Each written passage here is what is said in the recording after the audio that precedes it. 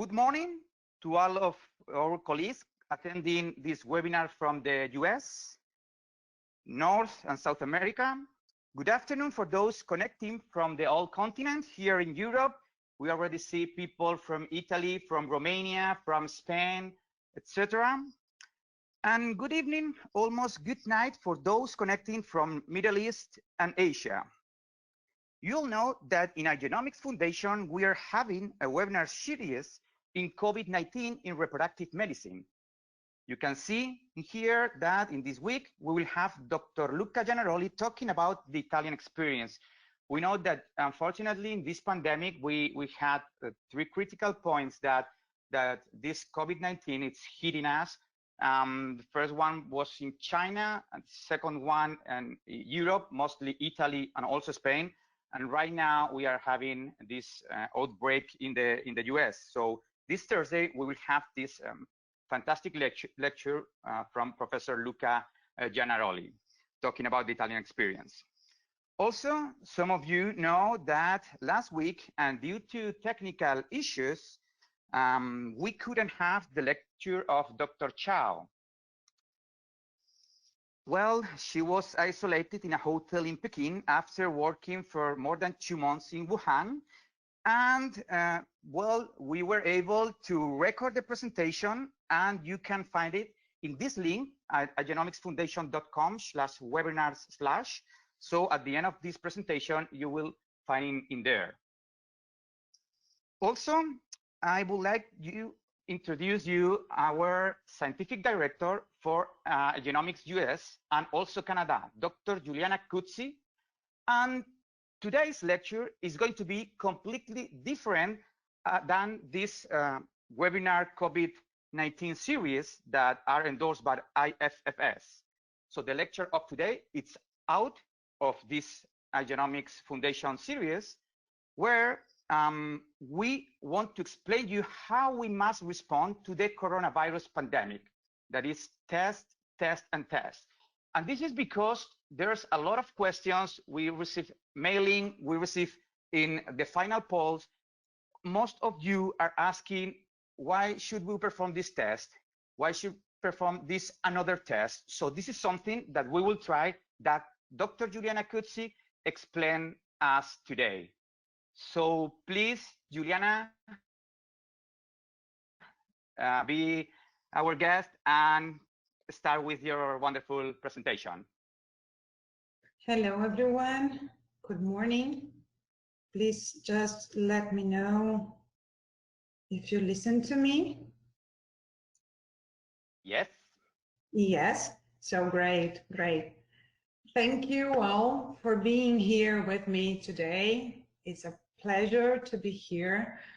Well, what regards the coronavirus, science is experiencing an ever-changing situation nowadays.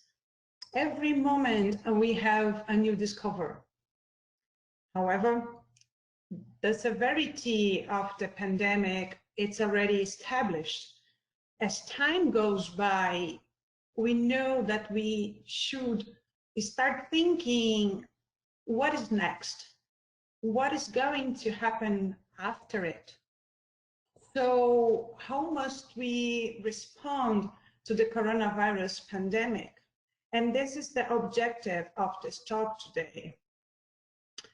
For the learning objectives, we will have a short overview on the virus, and then we go straight to the point and talk about the strategies, how and when we should use the tests, and why not discuss a little bit what is next in assisted reproduction. Should we start thinking on the concept of COVID-free clinics? What is the way that we should reassume our work in the next day when the pandemics, or when we are able to, and when the next day after the pandemics, what is next for assisted reproduction? And also, what makes SARS-CoV-2 so special? Why this virus was able to turn our lives upside down? New York Times brought a whole issue, entire issue discussing that. Well, SARS-CoV-2 is a single-strand RNA virus. It belongs to beta coronavirus family. This virus is able to enter to the human cells, binding its spike protein in ACE2 enzyme. This is like a lock and key principle. Its spike is the key for the ACE2 lock. Actually, spike suffered a mutation from the first strain to the second one. Only this mutation on spike protein and the reshape of the spike protein made this virus able to infect human cells. When we look to the virus, we notice that we have some structures outside. We have the spike, we have membrane, we have the envelope, and we have a string of RNA inside.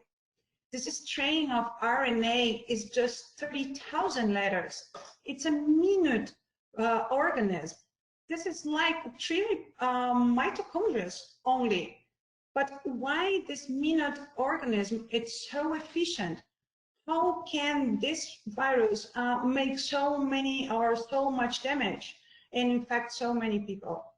So the RNA of the virus is divided on the genes responsible for the structural proteins and also some genes that is not structural.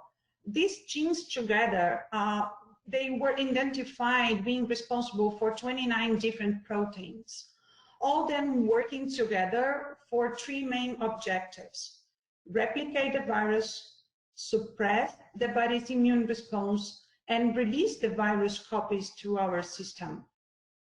When we see here 2 proteins, the copy machine and the copy assistant, we see proteins that are responsible for assembling genetic letters into new genomes. Research are studying the remdesivir, that is antiviral, to see if it's possible because as a treatment option, because it interferes with NSP12 in other coronavirus strains. When we look to the right side here, we see the virus replicating and invading the cell. And what we see in green is the corona. Why corona is so important? Why do we speak so much about the spikes?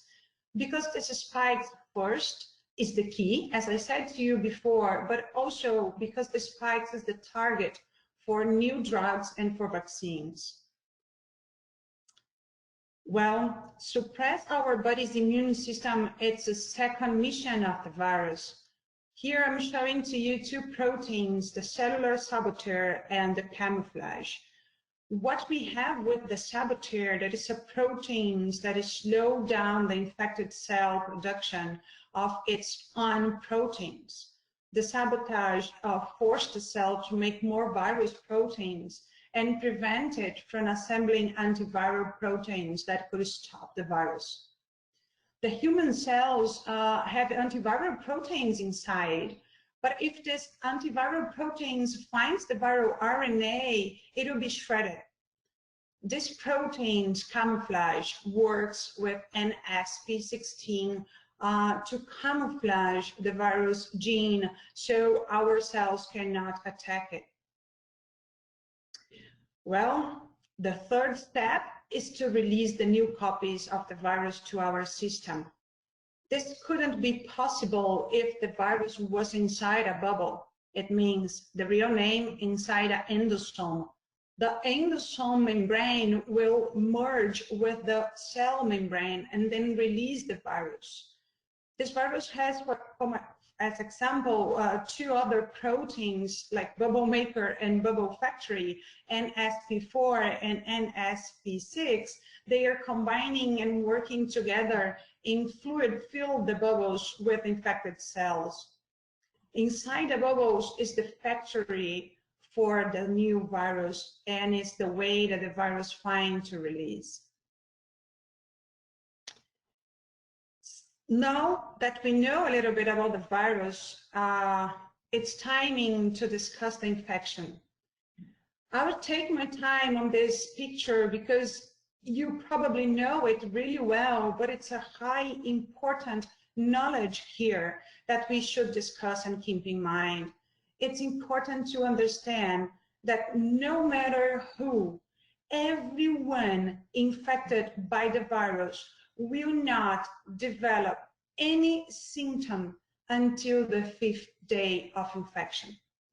Everyone during this first period is able to shed the virus without any symptoms, without being recognized.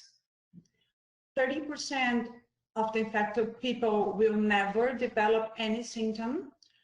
55% of people will have a mild or moderate symptom, and the disease cannot be clear here. You can mix up these symptoms with a regular flu. Only 15% of the patients will be admitted in hospital for severe or critical symptoms. These are the only ones that we can detect and we can recognize clearly. This 85% of the patients we are not going to recognize. And these people, these patients, infected patients, can be shed the virus for 21 days without knowing it. Well, so how can we test the presence of the virus or the established disease? How can we defer the detection of the disease and the detection of the virus per se? It's natural to think that once we understood that people with no virus can detect, can infect other people, can spread the virus, we took the decision and the reaction just to decrease social distancing. It is easier to think that if the person-to-person contact is the reason that one can get infected, so let's avoid it. Let's prevent the disease. States and cities were locked down, and learning the lesson transmitted by Italy, China, or Spain, and then the other countries also afraid of facing the same catastrophe, started to isolate their people even earlier. However, the general director of World Health Organization told us that we cannot fight a fire blindfold. The social distancing measures and the hand washing will not alone distinguish the epidemic. His key message was test, test, test. In fact, if we took the example of other countries like South Korea, Singapore, Hong Kong, and Taiwan, they could contain the outbreak in an exemplary manner. They did a large and well-organized testing program, combined, of course, with the isolation, but the infected people. And they trace and quarantine contacts, not everyone. For us to have understand better the numbers, by March 16, South Korea tested more than 2,000 people. The message of the testing people means that we don't have a crystal ball, and we simply can't find against the social nature of the human being. It's not efficient. We are social people. We are a social society. The most evident side effect is whole countries and their economies paralyzed. But more than this, how do you really convince a person to obey the isolation without a test? How can we direct the medical assistant to the ill people without this information? This is really interesting because we are always asking about the difference between one infection and another. Once we know the infection timeline, what do we know about the host? Why someone will not develop any symptom? why we are so different in our symptoms and our disease severity. Dr. Kazadeval and Dr. Dabrowski published last week a special issue saying there's 5 points. The first one that we should consider is the microbial dosage, the number of viral particles that cause the infection. The large number of particles can overwhelm the immune system and then cause more severe disease. Also, the second point is the genetics. Is the genetics able to influence the susceptibility to severe infection? Do you have the right lock for the spike key? This is not demonstrated yet for SARS-CoV-2, but it's true for HIV. And then sensitivity is the capacity that we have to test the presence of the virus, the positive results. And the specificity is the sure we are about the negative results. So when we have a negative result, does it mean a real healthy patient? This is specificity. Starting by the molecular testing, we have real-time PCR available and next generation sequencing. Real-time PCR allows the detection and quantification of small amounts of nucleic acids, and NGS allows the detection, quantification, and sequencing of these fragments, but also sequencing the whole genome of the virus. What both molecular techniques has in common is the sampling technique, is the RNA extraction. RNA, it's a fragile molecule that degrades easily. So this is the reason that we first convert the single strand of RNA that we get from the virus into double complementary DNA strands that become more stable and easier to handle. I'd like to highlight this information here and let you have this in mind, that sampling technique and sample transportation affects the sensitivity of the test, just because we are dealing with RNA and not with DNA as we used to in our genetic testing. The real-time PCR, it's really important to understand that this technique, it's there is a high sensitivity because it's based on 3 regions of the virus and plus 1 control that we call housekeeping. The virus regions were decided based on 185 complete genomes annotated. So this database was able to tell us that important regions are ORF1, S protein gene, and N protein gene. So this is a test looking for 4 special regions of the virus. This is for you to have an understanding of the workflow of the real-time PCR. This is the sample collection, the sample preparation, the machines for real-time PCR, and also the software for analysis. Here, it's really important to have a laboratory with the better equipment possible, because this step is the step that wants to prevent to degrade the RNA that we received. In case of urgency, we know that some hospitals around the world, they are trying to do this extraction of RNA manually. This for sure will decrease the sensitivity and the quality of the test in general. Talking about the NGS, why not testing this virus, the presence of the virus by NGS? The technique and the protocol that we have available nowadays, they are techniques a little like more laborious. They take longer. It's longer protocol than the real-time PCR.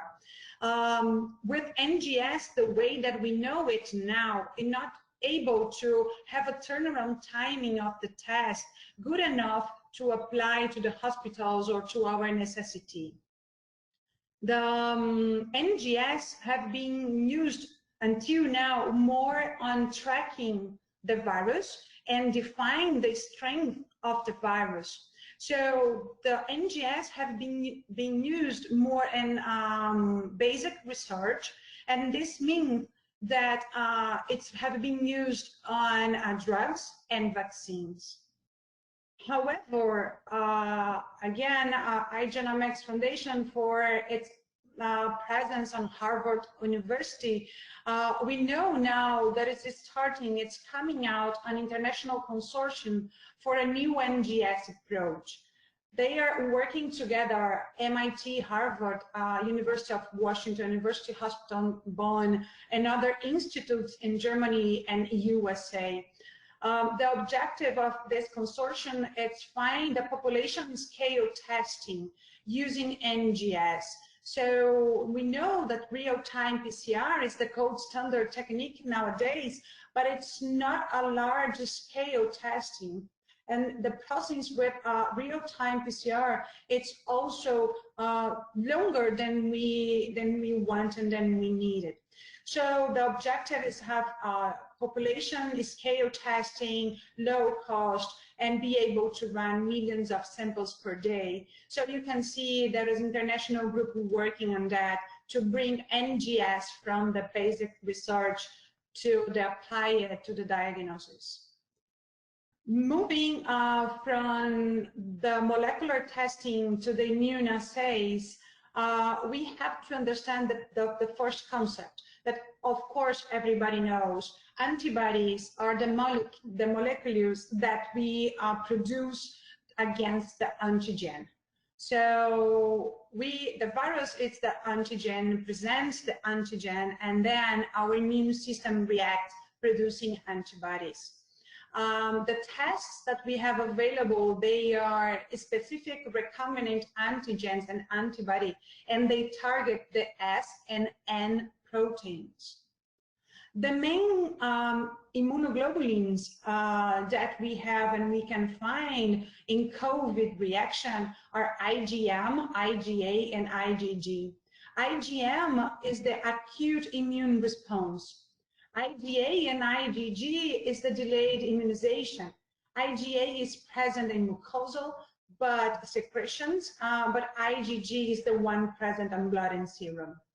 For you to understand better when we can find the virus and when we can find the antibody reaction, it's good to look to this graphic. In blue here, we see this line is where we see the virus. From the first day, the day of infection, until the 5th day, we are able to detect the presence of the virus RNA. After some hours or some days, we are increasing the antigen detection.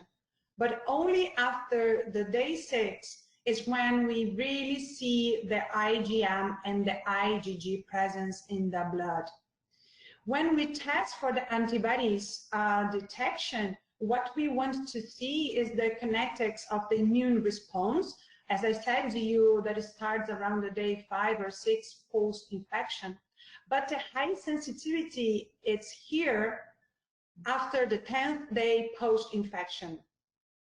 There is a high variability among the kits in the market, and we should look for the FDA approval, or in the countries that we don't have FDA doing this test, they should validate in-house before using it. One kind of rapid test that we are looking for is the antigen detection, but this test is in progress. This test, we don't have many information yet, but we know there's 2 big companies working on that worldwide. Starting to explain to you the immunoassays, I will start by ELISA.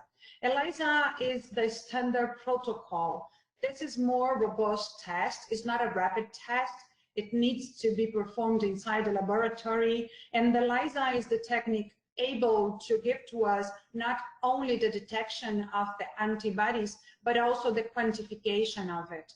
After ELISA, we know the concentration of the presence of IgG and IgN and IgM. The rapid tests or point of care tests, they are a membrane exactly or really similar to the test for pregnancy test that we used to find at the drugstores. This test always also detects the antibody IgG, IgA, IgM, especially IgG and IgM in a rapid way.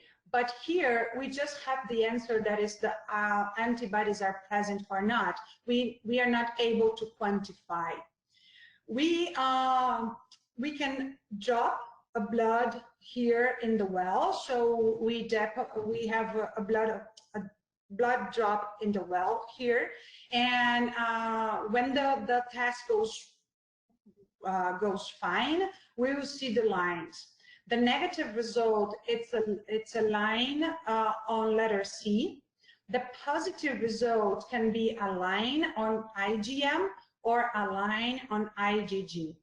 The line in IgM means that this is a huge response. This person is ill. This is the disease is established. And here, when we have an answer only of IgG, as IgG is the late response, we have here an immune person, a person who cured already for the disease. But we can also find both together. We can find IgG and IgM together. They together means that this person is still fighting against the disease, but is getting its immunity responding. On this table, we can find all the tests together. It's a comparison, a simple and fast comparison between them. For real-time PCR, we mean that we are testing cDNA, we are testing for the presence of the virus, and we can apply it to asymptomatic patients. The same for NGS. This both is the very first days of the infection where we can find the presence of the virus. The real-time PCR had an emergency approval from the FDA, and there is a low percentage of false negatives and a high accuracy. ELISA is the standard that we should use for immunoassay, but here is for detection of late immunization status, as we show in the last graphic. Here we are going to detect the IgM and the IgG presence. We still don't have any emergency approval, so to start offering this test to the patients, we should run in-house validation first. The sample here, it's blood. There's low false negative and high accuracy. The problem with the rapid test is that we have a high false negative result, and there is only low accuracy or average. Here we are testing IgM and IgG because it's an immunoassay, as I told you. Again, we are waiting for the rapid test for antigen detection. We don't have any data regarding the false negatives and accuracy because we are waiting to be launched. These tests are not available yet. So going to assisted reproduction, let's talk about COVID-19 and testing in assisted reproduction. I'm not afraid to be repetitive on this graphic because I really want to call attention for the patients or for the period that the disease is still asymptomatic.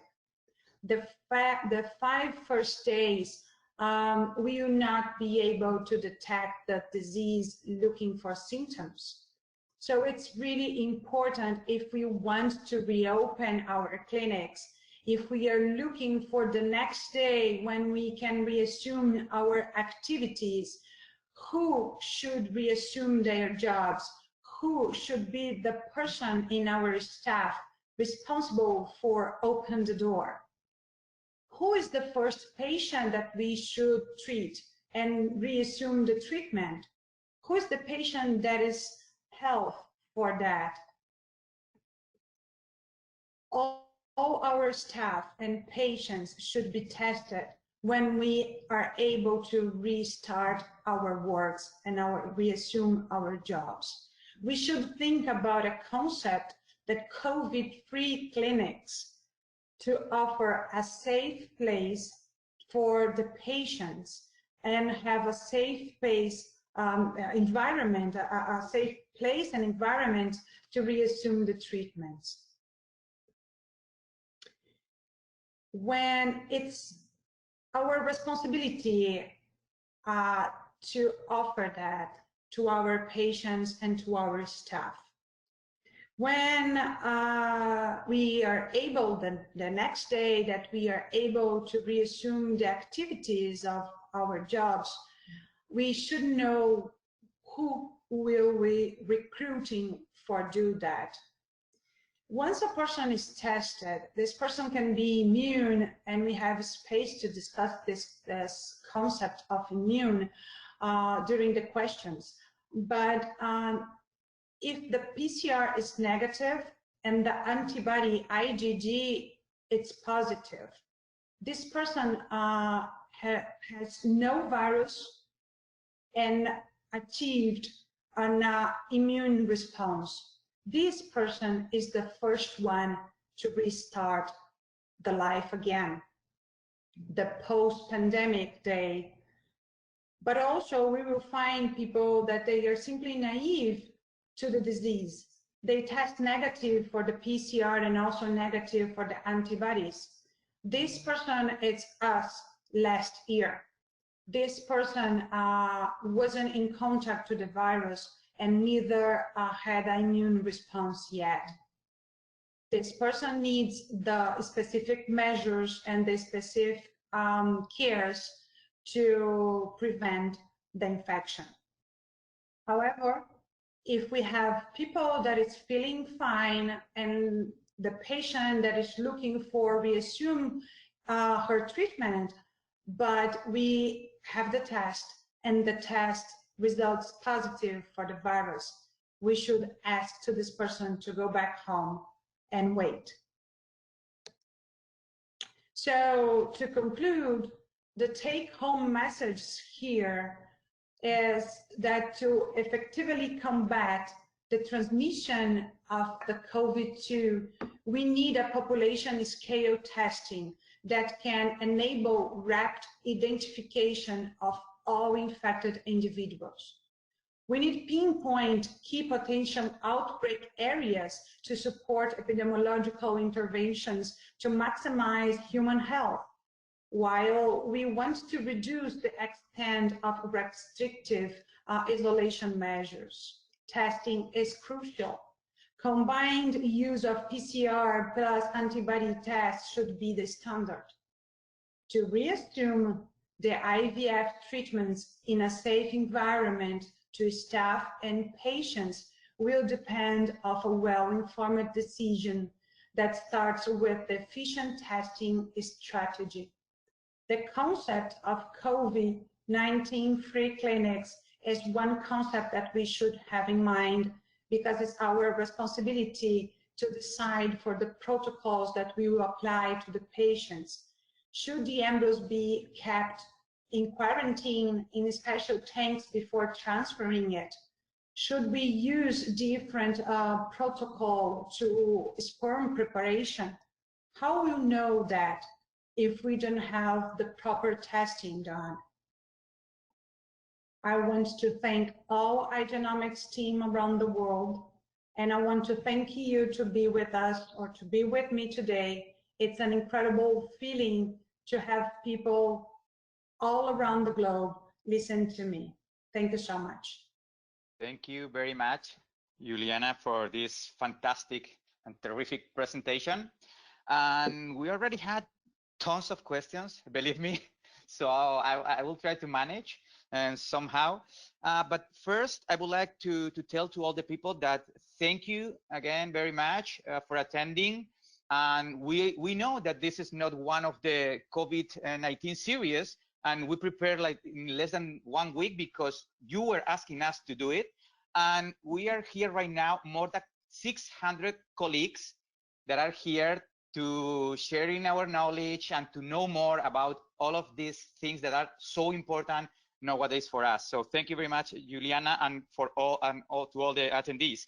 And I would like to tell you that you will receive a poll at the end of the email, and please follow up with this and fill.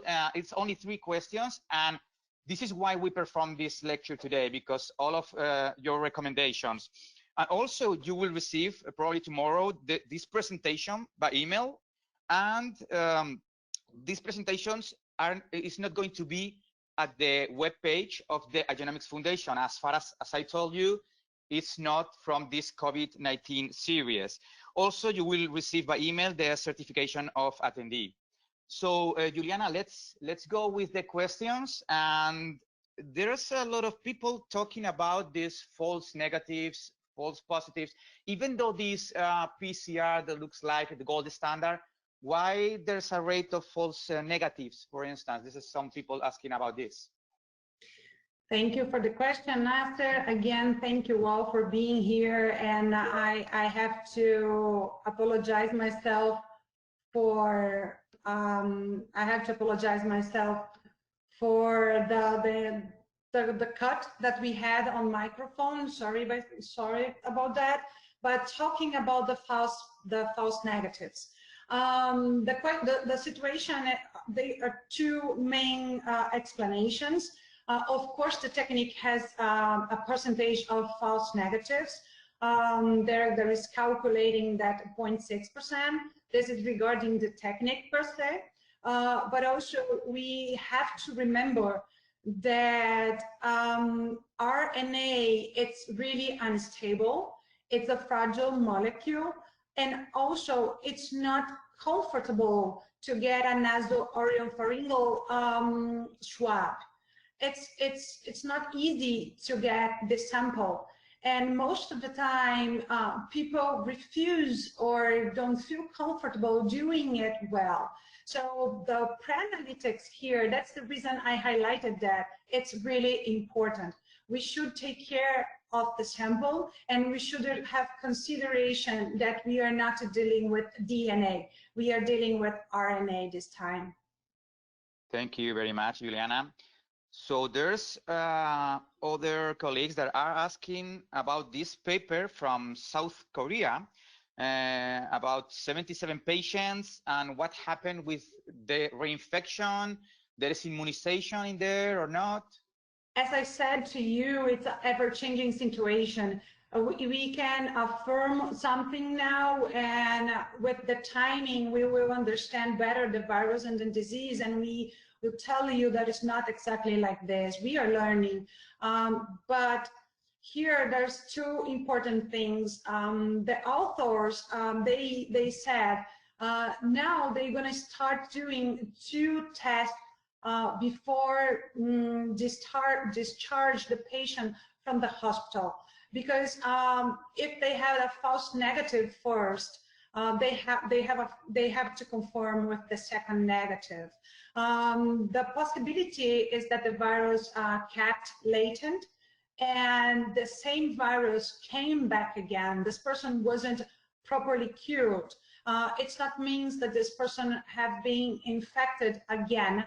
One possibility is that the person wasn't really cured for the disease in the first moment, and the latent virus came back. Thank you very much, Juliana. There is also a recurrent question that I summarized at one of the last questions that I received, but we received a lot of like this one that is like, for your COVID-free clinic concept, how often would you recommend the staff and the patients to be tested? The standard should be testing by real-time PCR plus immunoassay test. As I showed you the slide, we should combine both results. If we are going to test for the virus RNA or the presence of the virus, we have to look for the best techniques that are real-time PCR and NGS in the future, hopefully. But thinking about the staff, if they don't develop any symptom, I think that they should be testing once a week. And the patient, if the patient tests positive, the patient needs to wait until be recovered, because we still now we don't know how this could affect their the treatment or the embryos or the gametes. We have no idea yet. Actually, I think that everyone is looking for Dr. Eric Foreman presentation to see if we know, because I don't know if we have something published yet, how protocol we should adopt for a patient that is positive. So far, I believe that testing the patient is to decide. It's a decision maker if this patient go ahead with the treatment or not. In the staff should keep health to avoid a second outbreak. We don't want to have our clinics being the place where the transmission starts, you know. Yes, thank you, Juliana. I guess that we are still learning, right? This is a new virus, and Yes. we keep learning. And as you said, this is going to be a lot of interest about the lecture of Dr. Forman, because there's a lot of questions regarding the IVF clinic, of course. This regarding the how frequent you suggest to perform this test that you already replied, but also talking about the samples, that when they receive samples, for instance, or the media, if they have to analyze, or for, there's also another question says, does coronavirus survive in liquid nitrogen? If yes, what are the chances to infect the embryo? This is something really specific that we don't know yet. We know that Dr. Lodovico Parmigiano, for instance, is checking for this, but I think that this is really new, right, Juliana? Yeah, yeah. I don't have this information. Anything that I bring to you on this respect, it will be just a guess. So what I can apport more, what I can bring more for you today is regarding, of course, the genetics, the testing, the RNA and the DNA analysis. I'm sorry, but I don't want to guess anything regarding the IVF methodologies and the routine inside the IVF lab. Okay, I'm talking also about the research, that you know that we are so focused also on the research part. How about this thing called biogenomics? You know that we have proteomics, transcriptomics, metabolomics, and so on. So how about this concept? And there's something new in there?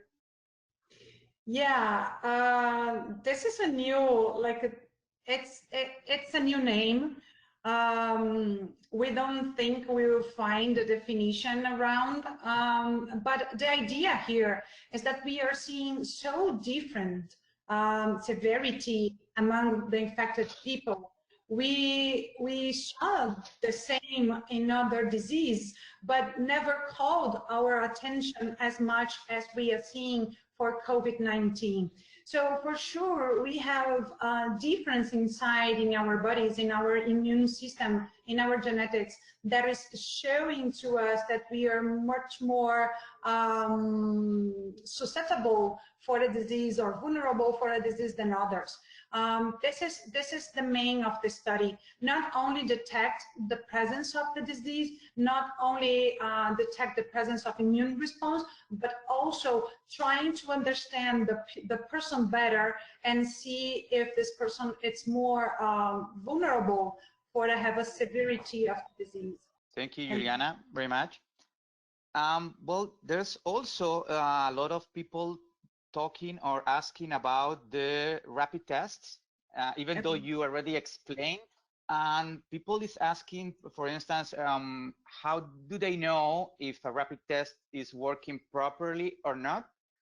I guess that we don't think that so far they have enough power, like, you know, specificity. So what do you think about this? They are asking about if there's a good ones or not. Yeah, the institutions, what they are doing in the US, they have FDA approval. So what they have been doing, it's a comparison between the rapid test results and the ELISA. So the brands that they are available and the brands that they achieved the approval, these brands did inside in in-house testing, comparing the results between rapid test and ELISA.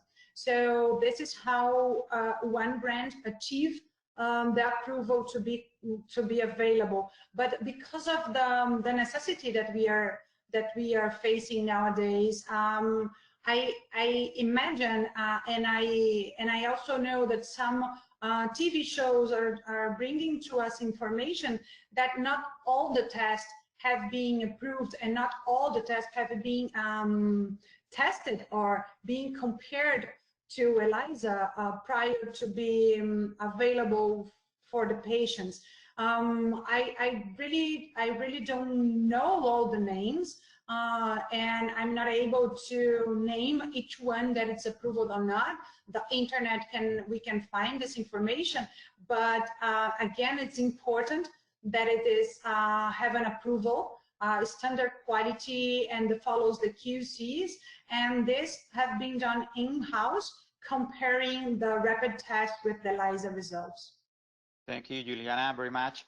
I think that we have time for a couple more questions. There's a question that asks, are males more affected due to the ACE2 receptor gene being on the X chromosome? We don't know. Because the difference between men and women are small. It's true there's more men than women, but also this can be social. This can be a behavior response. With the kids inside, women decide to keep at home, and more men are going out for working. Depends on exposure, so we cannot guarantee. We don't have this research yet. Thank you, Juliana. There are also specific questions for specific countries. I mean, I'm gonna make you this one as far as you're Brazilian. And somebody's asking us if in Brazil it's time to do PCR or ELISA first. PCR and ELISA will not change according to the situation that we are facing, the pandemic in your country. ELISA and our real-time PCR, they are indicated based on the patient stage of the infection, based on the timeline of the infection. So for asymptomatic patients, we always have to find for the virus presence, so running the real-time PCR. And once the infection had passed and we want to check the immune response, now it's timing for immunoassays. It's not related to the country or the number of cases that we have in a country, but it's more related to the patients that we want to assist. Thank you, Juliana. There is also a question asking about the IgA against COVID-19 being found in breast milk. Do you know anything about that? And if so, does it offer any protection to infants? Did you find anything related if we have something on the milk and we could transmit it to the infants? Yeah, for sure there's something discussing that. I don't know exactly if this is it's an immune response that we can transmit from mother to the baby. I'm not sure if the IgA for the COVID is one immune globulin that we can transmit from the mother to the baby, preventing the baby for the disease. I don't believe, but I don't have this answer for sure. It's just my impression, so I'm not sure. Also, there's a question talking about a case as well that what is your opinion why children less infected? It is due to a strong immune system, or because there's a lot of questions that are I think that there's no answer at all at this time, because we're still learning. Again, it's a new virus. We are learning. I observed that all of your papers were from yesterday, from 15 days ago, and I think that we are keeping together in order to to show what is the last thing that we found, and hopefully with the rest of the webinars we can find these answers to the questions that we are having. Especially regarding the newborns. Yes, yes, for sure. Yes, yes. So please let us know your last statement, like the take-home message, and because we are about to finish, and please give you our gold last minute. Well, my take-home message of this all, if you are from the US or if not, you have been following ASRM meetings and journal clubs, the the um, the point is what we will do once we are able to reopen the clinics. So far, it's okay. We decide to put on hold all the treatments. We paused the treatments, but eventually in the next weeks, we will be able to restart. And how can we do that in a safe mode? How can we do that offering to the patient a safe environment? So this is the key points that we have been discussing inside, even in Igenomix or other scientific people, that we need to have opportunity to give to the patient and give to our staff a chance of being testing and at least look over this situation more informed than blinded folded. This is my last message. And more than this, I want to thank you everyone for being here. It's my pleasure. It's a wonderful, challenging opportunity to talk to you all around the globe. Thank you very much, Juliana, for your wonderful presentation, for answer our questions, and also thank you very much to all of you. We are 550 right now, and again, please let us know what do you want to know for different webinars. You know that we have this webinar series. This Thursday we will have Dr. Luca Generali talking about the Italian experience. You will receive this presentation by email. Remember that it's not going to be in our Igenomix Foundation. And that's all. I hope to see you or hear you in our next webinars. Juliana, again, thank you very much. And thank you all of you for attending this webinar series. Thank you very much. Have a good day, afternoon, evening, or night. Bye-bye. Bye. Bye.